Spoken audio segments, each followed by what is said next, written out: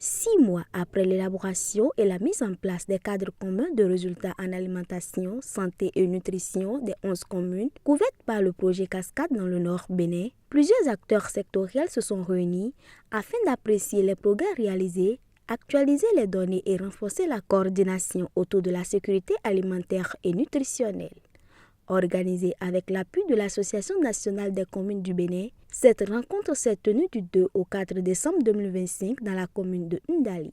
C'est un outil de mobilisation de ressources que le projet Cascade a financé et l'élaboration est mise à la disposition des mairies pour que de façon périodique, c'est-à-dire de façon trimestrielle, chaque acteur intervenant en alimentation, santé et nutrition dans la commune puisse se rendre compte de ce qui a été fait en renseignant les indicateurs et en déposant aussi un rapport. L'objectif premier de cet atelier, c'est d'abord d'évaluer le niveau de mise en œuvre de notre cadre commun de résultats en lien avec l'alimentation, la santé et la nutrition. Cet atelier va nous permettre de se situer par rapport au niveau d'atteinte des indicateurs qui sont mentionnés dans le cadre commun des résultats. Donc, ça nous permettra d'avoir une visibilité et les difficultés que les participants ont rencontrées dans le renseignement de cet outil-là. Donc, et de formuler des objectifs, des recommandations pour une amélioration future.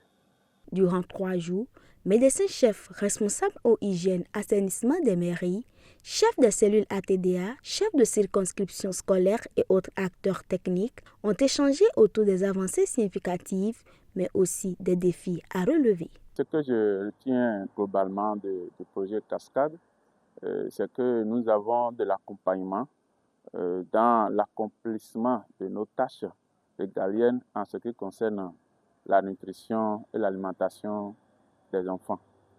Et à travers ce projet, nous avons été ressourcés, nous avons été accompagnés, nous avons été formés pour que nous puissions avoir un regard particulier en ce qui concerne la nutrition et l'alimentation des enfants. Je peux dire que j'ai acquis un certain nombre de compétences, notamment en plaidoyer. Comment convaincre les autorités locales de la pertinence de certains problèmes qui doivent quand même être résolus au plus pressé pour contribuer à un bon développement de la communauté, de la localité.